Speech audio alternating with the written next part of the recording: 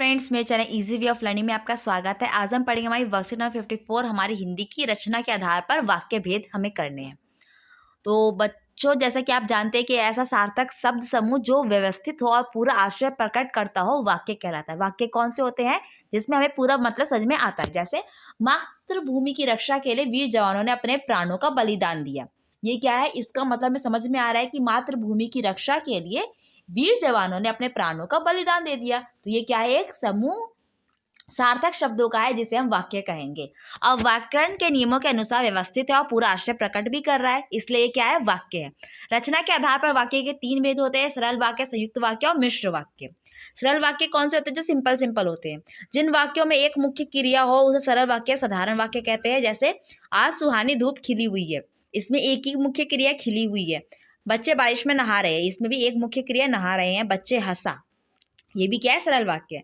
यहाँ ध्यान रखें कि क्रियापदों की संख्या 1 या 2 से अनेक हो सकते हैं। जैसे पहले और दूसरे में 3 क्रियापद है तथा अंतिम वाक्य में केवल 1 है, किंतु इन सभी मुख्य एक ही क्रिया है। जैसे पहले वाक्य में खिलना, दूसरे वाक्य में नहाना और तीसरे अंतिम वाक्य में हंसना। देखिए इसमें क्या समझा रहा है कि इसमें मुख्य क्रिया जो है एक ही होती है। जैसे इसमें हंसा, इसमें नहा रहा है और इसमें खिली हुई है। ठीक है, तो हमें बस ये ध्यान रखना है कि सरल वाक्य वो होते हैं जिसमें एक मुख्य क्रिया होती है और वो छोटी सी होती है और हमें आसानी से समझ में आ जाएगी।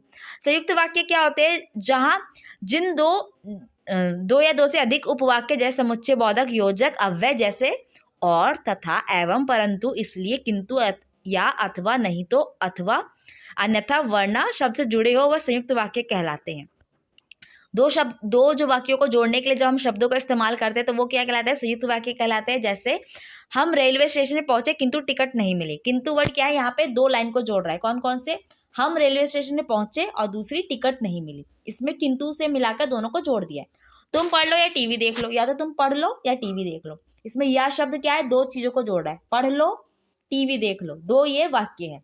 बारिश हो गई वरना मैं खेल में जीत जाता, बारिश हो गई ये एक हमारा वाक्य है और मैं खेल जाता ये दूसरा वाक्य है। इसको जोड़ा किससे गया है? वरना से। तो संयुक्त में क्या होता है? 2 चीजों को जोड़ने के लिए हमारे पास कुछ शब्द होते हैं। कौन कौन से होते हैं? किंतु, या, अथवा, नहीं तो, अन्यथा, वरना और, तथा, एवं, इसलिए, परंतु। तो ये सारे शब्द क्या करते हैं? जोड़ते हैं, संयुक्त वाक्य बनाते हैं। मिश्र वाक्य है जिन वाक्यों की रचना एक से अधिक उपवाक्यों से हुई हो, उसमें एक उपवाक्य प्रधान और अन्य गौण हो, उन्हें मिश्र वाक्य कहते हैं। ये तो बड़ा ही अच्छे समझा रहा है कि ये क्या चीज़ है। गौण वाक्य, उपवाक्य, प्रधान, ये सब समझाते क्या है? ये वही व्यक्ति है जिसने कल बच्चे को बचाया था। मिश्र वाक्य में क्या होता है? 2 चीजों को एक साथ जोड़ा गया है लेकिन उसकी रचना एक ही शब्द से हुई है। जैसे ये वही व्यक्ति है जो जिसने कल बच्चे को बचाया था। तो ये दोनों शब्द क्या हुए? इस एक ही व्यक्ति के लिए जोड़े गए हैं। जो परिश्रम करते हैं वे अवश्य सफल होते हैं, ये भी किसके लिए जोड़ा गया है? एक ही व्यक्ति के लिए जोड़ा गया है। उपरोक्त व्यक्ति में ये वही व्यक्ति है तथा वे अवश्य सफल होंगे प्रधान उपवाक्य है क्योंकि इनकी मुख्य क्रिया इन्हीं में है। शीर्ष गौण उपवाक्य है, इनकी जो मुख्य क्रिया है वो क्या है? हमारे पहले में ही आती है। ठीक है, पहले या दूसरे में आती है और वही हमारा, और जो बाकी चीजें बची हुई है वो क्या है? गौण है, गौण उपवाक्य, जो उसकी मदद कर रहा है बताने में कि ये शब्द क्या है। तो हमें कुछ दिए हुए हैं वाक्य, हमें इसे बताना है कि आखिर कौन कौन से हैं। तो पहले हम वाक्य पढ़ लेते हैं और फिर हम इसका आंसर करते हैं। वह खेलते खेलते सो गया। दूसरा, जो व्यक्ति स्वावलंबी होते हैं ईश्वर भी उनकी मदद करता है। तीसरा, बस स्टॉप पे पहुंचने से पहले बस जा चुकी थी। सूर्यास्त हुआ और सभी पक्षी अपने अपने स्थान पर लौट आए। समझने की कोशिश करिए कौन सा सरल है और कौन सा मिश्र है और कौन सा हमारा संयुक्त है।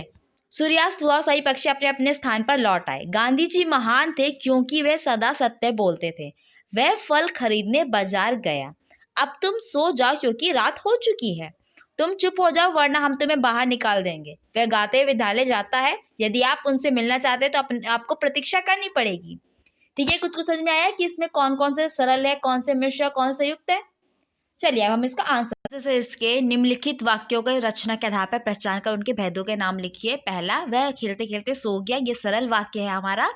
जो व्यक्ति स्वावलंबी होते हैं ईश्वर भी उनकी मदद करता है। इसमें 2 चीजों को जोड़ा गया है पर इसमें एक ही देखिए थोड़ा मिश्र है, मिश्रित है। इसमें कोई शब्द के लिए जोड़ने के लिए किसी शब्द का इस्तेमाल नहीं किया है।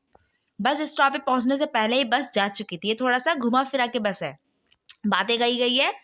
और इसमें क्या बताया गया है कि जो बस स्टॉप पहुंचने से पहले ही बस जा चुकी है, दो चीज है इसमें, बस जा चुकी है और बस स्टॉप पहुंचना। तो ये हमारा मिश्र वाक्य है।